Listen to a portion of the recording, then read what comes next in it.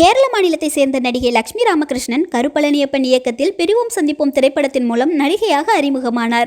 பின்னர் நாடோடிகள், யுத்தம் செய், நான்மகன் அல்ல உள்ளிட்ட திரைப்படங்களில் பல முக்கியமான வேடங்களில் நடித்துள்ளார். நடிகையாவதோடு மட்டுமல்லாமல் 2012ஆம் ஆண்டு அரக்கோணம் என்ற திரைப்படத்தின் மூலம் இயக்குநராகவும் அறிமுகமானார்.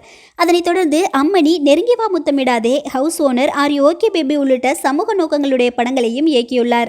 ஜீ தமிழில் இவர் சொல்வதெல்லாம் நிகழ்ச்சியில் பயன்படுத்திய என்னம்மா இப்படி பண்றீங்களேமா என்ற வசனம் இணையத்தில் இன்று வரை மீம் டெம்ப்ளேட்டாக பயன்படுத்தப்பட்டு வருகிறது. தற்போது லட்சுமி ராமகிருஷ்ணன் குக் வித் கோமாளி நிகழ்ச்சியில் கலந்து கொண்டு தனது சமையல் திறமையால் பாராட்டு பெற்று வருகிறார். இந்த நிகழ்ச்சியில் ஒரு எபிசோடில் கல்லூரி நாட்களில் ஏற்பட்ட சுவாரஸ்யமான சம்பவத்தை பற்றி அவர் பகிர்ந்துள்ளார்.